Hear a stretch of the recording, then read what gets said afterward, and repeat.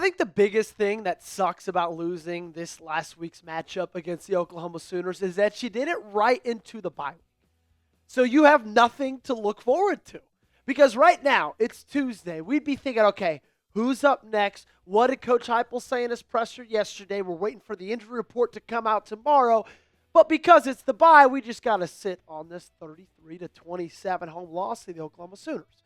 Well, if you're still sitting on it, I want to get you some good news from it. Because even though you did lose that game, there was a lot of great things to take away from it, mainly in the recruiting aspect, but also when you look at the offensive side of the football as well. And that's exactly what we're going to be talking about coming up on today's show. Recruiting updates from a big weekend. We're going to talk David Gabriel-Georges. We're going to talk Caden Moss, 5-star offensive tackle. We're going to talk a lot of prospects. And then you have found a star on offense. I'm going to give a certain wide receiver a little bit of a spotlight, a little bit of a limelight, and tell you exactly why you should be excited about him in the years to come.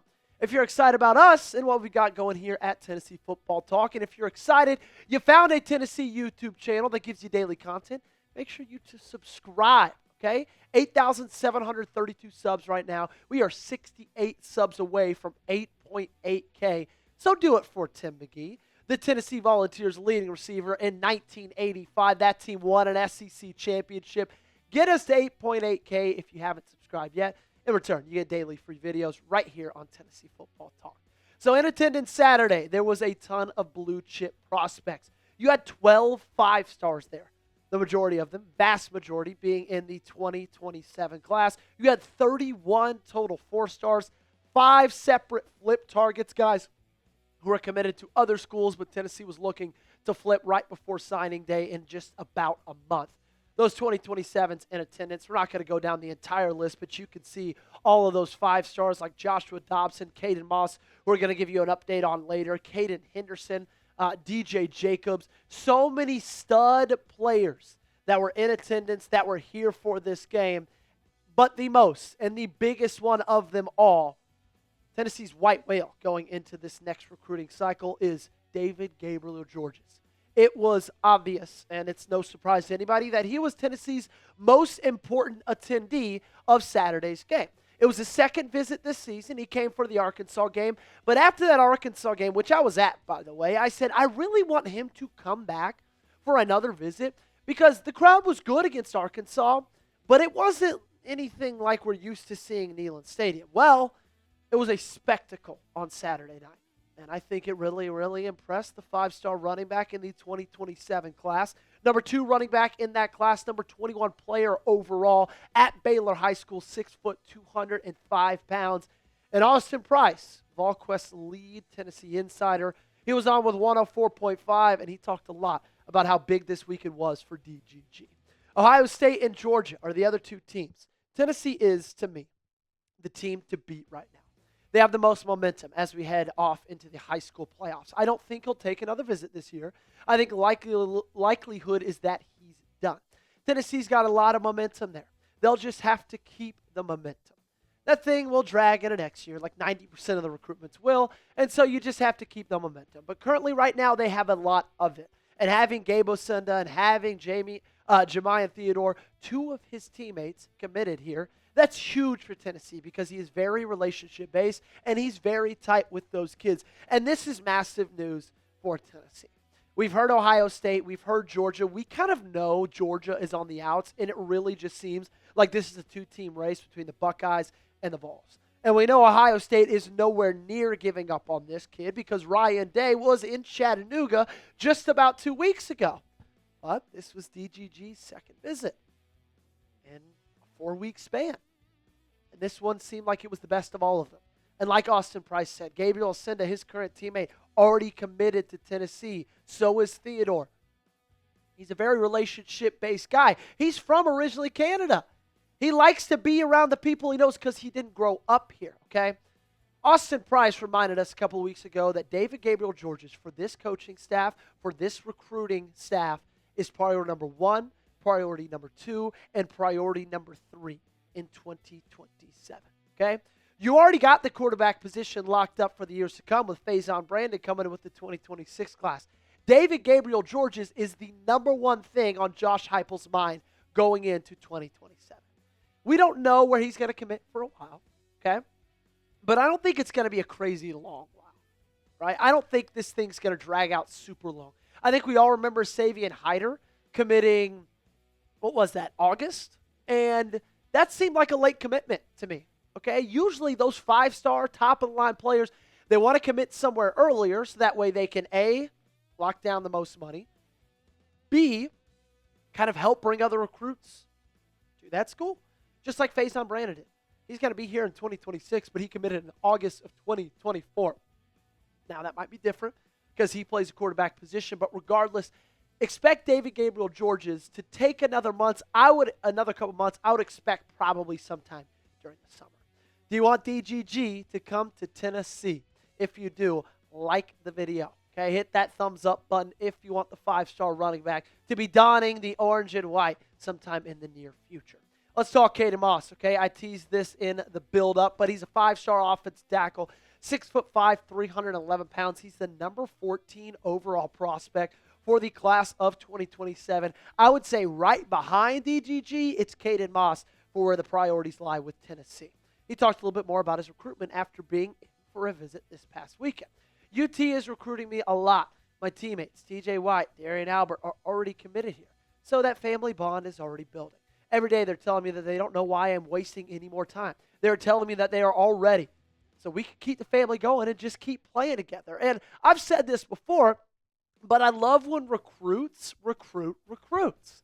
The example we gave a couple weeks ago was when Tristan Keys was interviewed after one of his games, and he said to David Gabriel-Georges to come to Tennessee.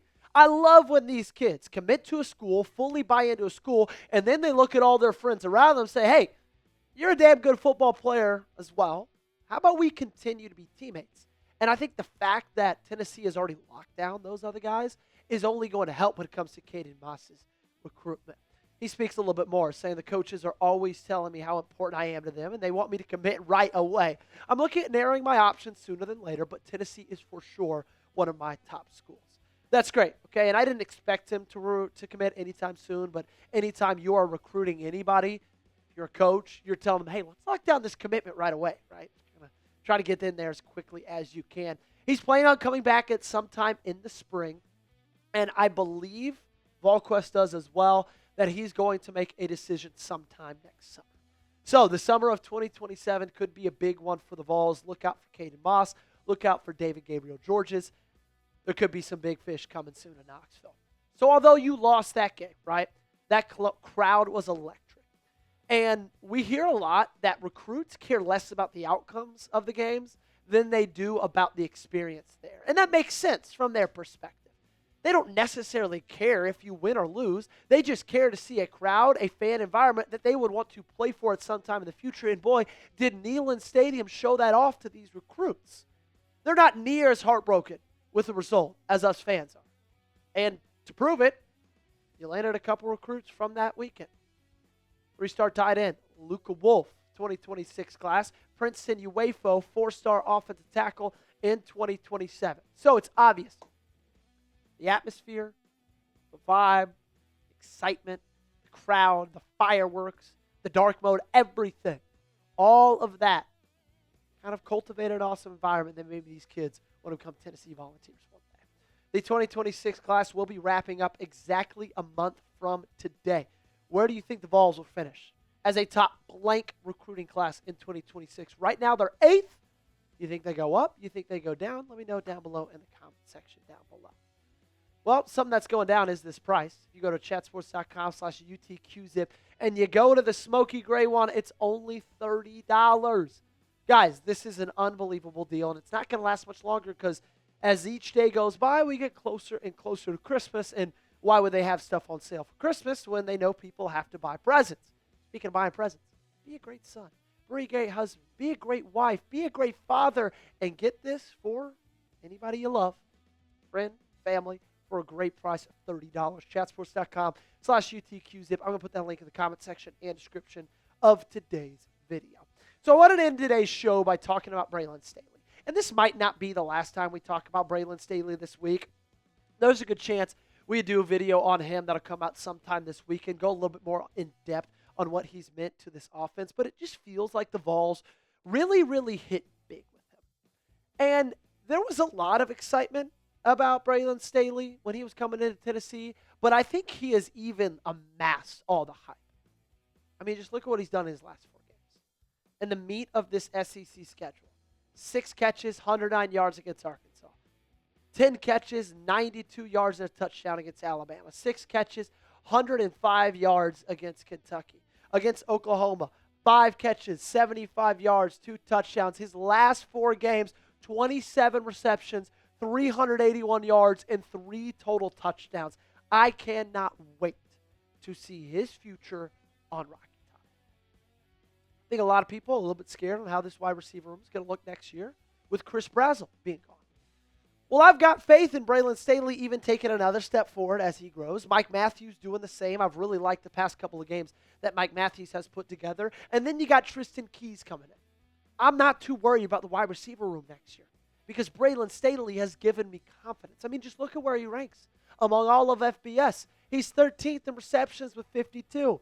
He's 17th in yards with 703. If I came into this season and told you Brayland Staley was going to be a top 17 wide receiver in all of football, I don't think you would have believed me. Hell, I wouldn't have even believed myself. I don't know if I would have believed it if you told me he was going to be a top 17, top 20 wide receiver in the SEC. But this is FBS. He's playing phenomenally. I love watching him work. Love watching him do his thing. Cannot wait to see where he goes in the years to come for Tennessee. That's going to do it for today's show. Make sure you got me followed on social media, though. Twitter, TikTok, Instagram. I'm everywhere. I'm at 1,730 followers on Twitter, I think. We've grown a ton. It's been awesome. But we're trying to get to 2,000. Trying to do it before the end of November. So give me a follow right there. It's going to be in the comment section and description. And make sure you're subscribed. If you're still not subscribed, what are you doing? You've watched 12 minutes. You like it. So join us right now.